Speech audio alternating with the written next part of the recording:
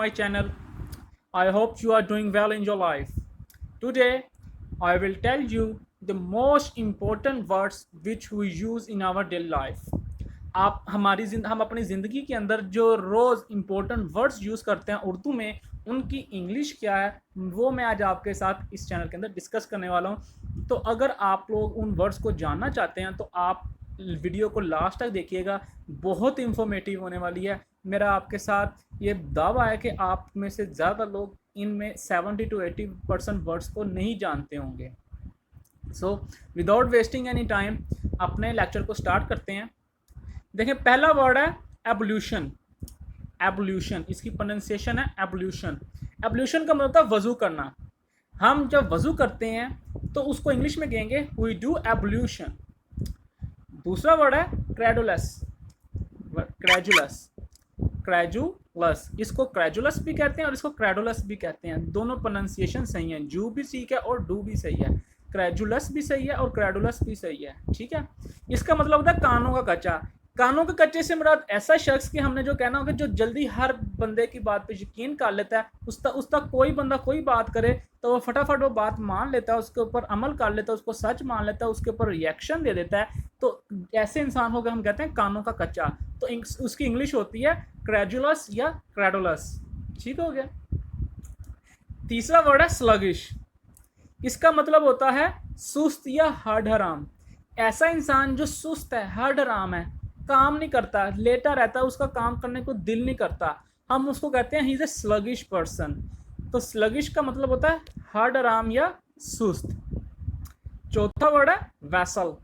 Vessel कहते हैं बर्तन को, गोल बर्तन, कोई भी बड़ा भी होता है छोटा भी होता है, जिसके अंदर हम पानी या दूध यानी कि लिक्विड को हम लेके आते या जाते हैं, उसको हम कहते हैं वैसल। पांचवा वर्ड है रेजुरेक्ट या रीबर्थ। रेजुरेक्ट का मतलब होता है दोबारा पैदा होना। ये दो तरह से आप किसी को कहते हो। मैं आपको रेजुरेक्शन की थोड़ी सी एक्सप्लेनेशन दे दूं ताकि आपको इसके दो मीनिंग्स होते हैं, एक इसका एक्चुअल मीनिंग होता है और एक इसका हिडन मीनिंग होता है। रेजुरेक्शन, रीबर्थ, इससे क्या मुराद है? दो तरह से इंसान पैदा होता है। एक तो इंसान एक तो रीबर्थ होगी, रेजुरेक्शन होगी। बीइंग ए मुस्लिम हम सब का एक ईमान है कि क़यामत वाले दिन। एक वो रीबर्थ होती है जो इंसान की रूहानी, जो स्पिरिचुअल रीबर्थ होती है। आप किसी इंसान को कहते हो कि यार तुम तो बिल्कुल ही बदल गए हो, तुम तो बिल्कुल ऐसे लग रहे हो जैसे कि तुम अभी पैदा हुए हो, तुम्हारे अंदर बिल्कुल तब्दीली आ गई है। यानी कि एक इंसान अपने करैक्टर के लिहाज से मुकम्मल तौर पे बदल जाए तो उसको भी हम कहते हैं ही इज़ रेजुरेक्टेड। तो रेजुरेक्ट का मतलब होता है दोबारा पैदा होना, रूहानी तौर पर भी और जिस्मानी तौर पर भी। जिस्मानी तौर पर आप बीइंग ए मुस्लिम हमारा ईमान है, मैं जैसे पहले बताया कि हम क़यामत वाले दिन हमारी जो हमने जब दोबारा पैदा होना है तो हम कहेंगे we will be resurrected in the day of judgement, ठीक हो गया। अगला जो वर्ड है नंबर 6 पे, वो है फ्ली मार्केट, लंडा बाज़ार। ये बहुत कॉमन यूज वर्ड है। हम अक्सर कहते हैं यार वो लंडा बाज़ार जा रहे हैं, मैं लंडा बाज़ार जा रहा हूँ, ये कहाँ से लेके आए हो? लंडा बाज़ार से लेके आए हो। तो ये आम डेली रूटीन में वर्ड यूज़ होता है, तो उसको इंग्लिश में कहते हैं फ्ली मार्केट, लंडा बाज़ार। 7वें नंबर पे है पिक पॉकेट, जेब कुतरा। एक शख्स जो कि जेबें काटता है लोगों की, उसको इंग्लिश में कहते हैं पिक पॉकेट। नंबर 8 है वेस्टिब्यूल। वेस्टिब्यूल कहते हैं बरामदे को। हर घर में एक बरामदा होता है और इसको जो ड्योढ़ी होती है ना, ड्योढ़ी को भी वेस्टिब्यूल कहते हैं, बरामदे को भी और ड्योढ़ी को भी वेस्टिब्यूल कहते हैं, ठीक है। तो हम ये कॉमनली यूज वर्ड है, हम अक्सर कहते हैं ये बरामदे में बैठा हुआ है या ड्योढ़ी में खड़ी कर दो, ठीक है। तो ड्योढ़ी या बरामदा दोनों को इंग्लिश में कहते हैं वेस्टिब्यूल। आगे 9वें नंबर पे लफ्ज़ है इनग्रेट, नमक हराम। अक्सर हम कहते हैं यार ये बड़ा नमक हराम इंसान है। नमक हराम इंसान का मतलब है कि आप किसी के साथ अच्छा करो, उसको कुछ अरसे तक उसकी हेल्प करते रहो, लेकिन वो आपको धोखा दे दे, तो वो कौन होता है? नमक हराम। तो इनग्रेट, नमक हराम। नंबर 10 पे है क्विक्सोटिक। क्विक्सोटिक का मतलब होता है शेख चिल्ली। शेख चिल्ली कौन होता है? ऐसा शख्स जो कि एवं बैठा फजूल में बड़ी बड़ी छोड़ता रहे, करे कुछ ना, बस कभी मेरे पास ये होगा, मेरे पास वो होगा, फजूल बड़ी बड़ी बातें सोचता रहे और करता रहे, ऐसे शख्स को कहते हैं शेख चिल्ली। तो शेख चिल्ली को इंग्लिश में कहते हैं क्विकजोटिक। क्विकजोटिक। 11 नंबर पे है ब्रेजन या स्टबन, जिद्दी। जो शख्स बहुत जिद्दी हो, जल्दी बात ना मानता हो, उसको कहते हैं ही इज़ ए ब्रेजन और ही इज़ ए स्टबन। दोनों वर्ड होते हैं, ब्रेजन भी और स्टबन भी। 12वें नंबर पे देखें टायरेड, तंजिया बात कहना, तंजिया तकरीर करना।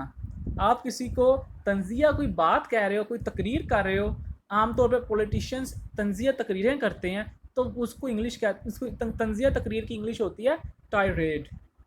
टायरेड। 13वें नंबर पे देखें सटायर। सटायर कहते हैं तंज को।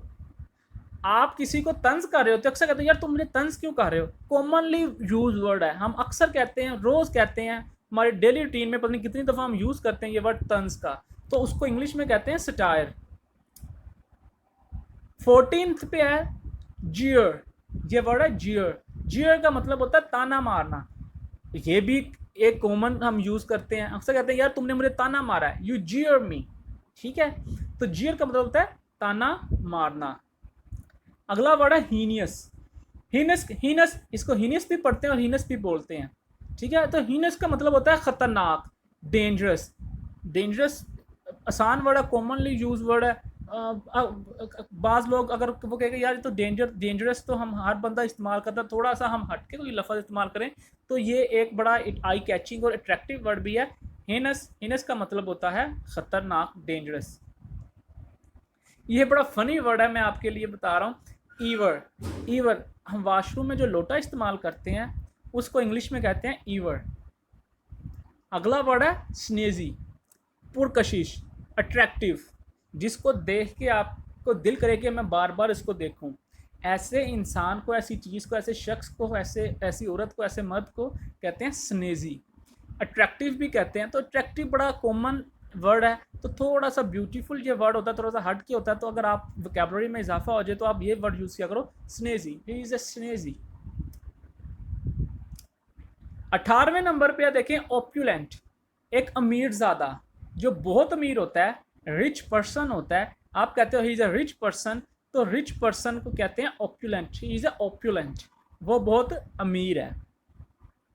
19वें पे है वेडलॉक, निकाह। जो चीज़ें होती हैं इस्लाम के अंदर, निकाह भी है, शादी भी है। ठीक है, अंग्रेज़ निकाह नहीं करते, वो सीधी मैरिज करते हैं, लेकिन मुसलमानों में निकाह है। निकाह एक अलग चीज़ है, शादी एक अलग चीज़ है। ठीक है, निकाह होने के बाद कई लोग 6-6, 7-7 महीने तक उनकी रुखसती नहीं होती। ठीक है, जो रुखसती हो जाती है वो होती है मैरिज, जिस ऐसा यानी कि आपने रुखसती भी हो गई है, तो सिर्फ जब निकाह हुआ हो तो उसको कहते हैं वेडलॉक। वेडलॉक, निकाह।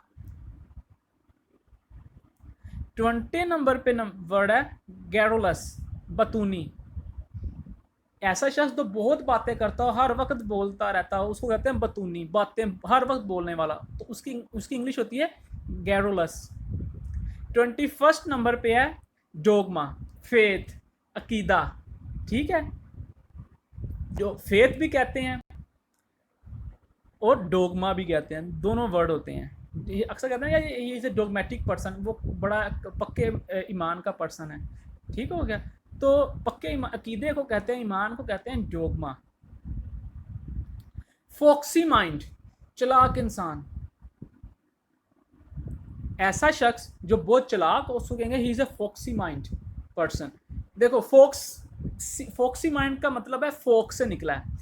फोक्स, लोमड़ी जो होती है वो बहुत चलाक, उसके जो सिंबल, जो अलामत है वो एक चलाक चीज़ के अंदर आती है, चलाक जानवर है। तो किसी को चलाक कहना तो हम कहते हैं यार तुम तो बड़े लोमड़ हो, या लोमड़ी हो, लोमड़ी है तुम तो उसको इंग्लिश में कहेंगे फोक्सी माइंड, चलाक इंसान।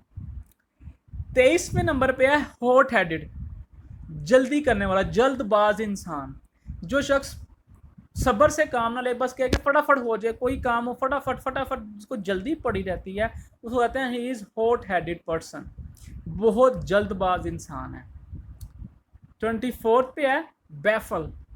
बैफल कहते हैं हैरान कुन, अमेजिंग, एस्टोनिशिंग, तमाम वर्ड्स हैं। बैफल अमेजिंग, एस्टोनिशिंग, ये तीनों वर्ड्स हैं इंग्लिश में इस जिसको हम कहते हैं हैरान कुन, हैरान कर देने वाले।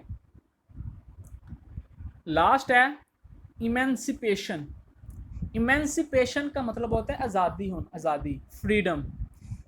आम वर्ड हम अक्सर कहते हैं we want freedom, freedom from anything, we want freedom from slavery, freedom from narrow mindedness. ठीक हो गया। तो फ्रीडम, आज़ादी को हम इंग्लिश में इमेंसिपेशन भी कहते हैं। आई होप आज के लिए ये जो मैंने आपके पास वर्ड्स रखे हैं इंशाअल्लाह ताला आपको अच्छे लगेंगे, आपको मज़ा आया होगा ये सुन के और आपकी वोकैबुलरी में इजाफा हुआ होगा। आज के लिए सिर्फ इतना ही है।